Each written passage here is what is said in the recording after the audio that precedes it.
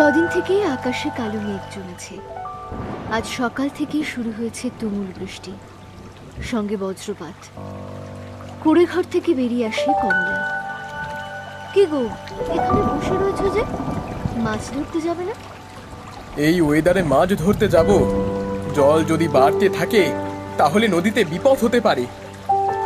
এই বর্ষাতে তো নদীতে ইলিশ মাছ পাওয়া যাবে গো। যাও, কটা ইলিশ মাছ ধরে নিয়ে আসো।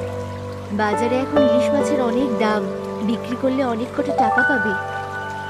নদীর দুকুল ভরা, বাতাস উঠলেই নদীতে জলের বড় বড় ঢেউ দেখা যাবে। নৌকা উল্টে তখন বিপদ হতে পারে। তা তুমি ঠিক কথাই বলেছ। আচ্ছা, তা যা ভালো বুঝো। আমি একবার আমাদের পুকুর থেকে ঘুরে আসি, তুমি ভাত বসিয়ে দাও। আচ্ছা, ঠিক আছে।